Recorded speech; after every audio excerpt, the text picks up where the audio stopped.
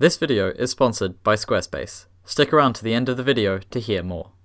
Swahili, or Kiswahili, is a language spoken here in East Africa. I spoke about its noun class system briefly in this video I made about grammatical gender, but I've been thinking about it recently and wanted to take another closer look at it. You know the spiel. Grammatical gender is a system of grouping nouns, where depending on their gender, the words around that noun get changed. You know, if a noun is masculine in Italian, the word for the becomes il. If the noun is feminine, the word for the becomes la. The girl is beautiful is la ragazza è bella. The boy is beautiful is il ragazzo è bello. Here it feels like the ends of words change. There's a pseudo-rhyme going on with these o and a sounds. And Swahili has a very similar system, but it instead tends towards alliteration. Those good people is watu wazuri wale. Those good books, where book has a different gender, is vitabu vizuri vile. The stem here for good is zuri, and for that is le. Of course, just like in Italian, there are exceptions. If we say these good people and these good books, the agreement is slightly different, as you see. If you put these into the singular, that good book becomes kitabu kizuri kile, but that good person becomes mtu mzuri yule, because language has got a language, I guess.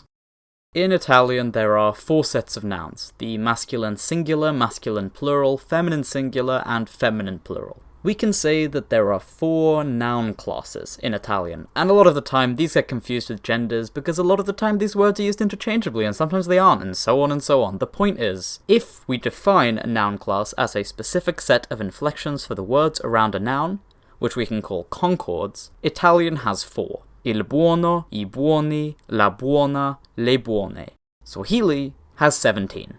Just like in our Italian system, some of those classes are plurals of other classes. Class 2 is the plural of Class 1, Class 4 is the plural of Class 3. So if we're going to get something that we can compare to European gender systems, we should really merge all those plural classes into their singulars, which means we get 11 grammatical genders by this definition. And yeah, it looks quite neat and quite nice until you realise, what happened to Class 13? We've got 1 through 12, and then 14 through 18. That seems like a pretty big oversight.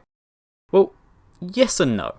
Swahili is one of the Bantu languages, a language family stretching all through Central and Southern Africa, from where Lingala is spoken in the Congo region to South Africa, where you find Nguni languages, a subset of the Bantu family, such as Zulu and Xhosa. One of the things these languages all have in common are these kinds of noun classes, and the Meinhof system, which is still widely in use today, reflects this. I mean, for comparative linguistics, the numbering system is great. Classes are mostly numbered cross-linguistically, according to their etymological origins. So Class 1 in Swahili corresponds to Class 1 in Zulu. The theory is that on the way from Proto-Bantu, the hypothetical origin of Bantu languages, to Swahili, Class 13 was lost. More specifically, it merged with Class 7. This can, however, be quite confusing within this one language, a painful learners of Swahili, for instance. So often, the prefixes for singular and plural are used as names for the classes instead, again merging the singular classes with their plurals. The mwa class, the mmi class, jima, kivi,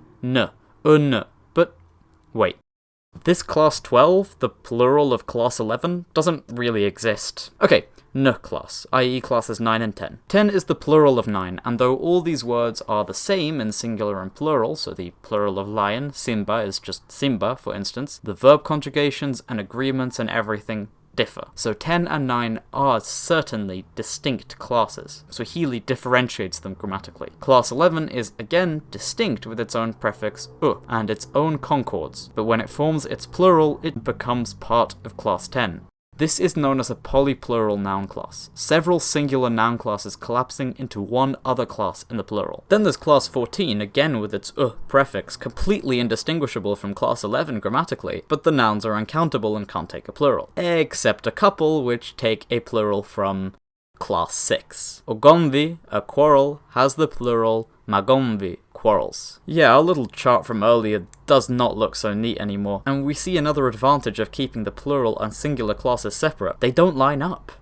We have nouns which are inflectionally 11/6 and 11/10, and there's even 9/6 words, loan words put in the n class in the singular and jumping over to the ma class for the plural. This is one of the reasons people have argued that this is fundamentally different to Indo-European or Afro-Asiatic gender systems. A lot of people exclusively use the term noun class when talking about Bantu languages, never gender at all, and I kind of get that. But these same inconsistencies pop up in European languages too. I think maybe the whole idea of grammatical gender is kind of flawed and filled with exceptions. They're just more immediately obvious when you look at Swahili because, well, Swahili has more noun classes than anything in Europe does.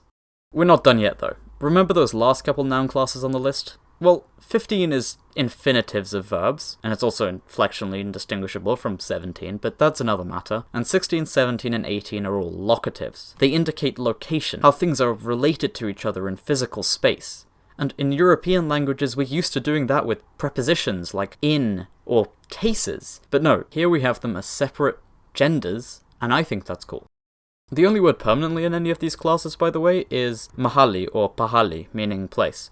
So, how many genders does Swahili have? Well, we should probably strike off those last three, or at least merge them into one. Maybe mahali gets its own gender, and the infinitives do work as a class of their own, so maybe we have like 8? Something like 7 or 8 or 9. Maybe we should just go back to counting noun classes, but I mean, that's almost as difficult. So, what, maybe there's 15 or 16? Crossing off 12, of course, because that's a fake class, so I think we can all agree on that one. Ultimately, grammar isn't set in stone. It's a form of analysis we use, and we want it to be the most useful it possibly can. And if you want your online presence to be as useful as it possibly can, then you need a website from this video's sponsor, Squarespace.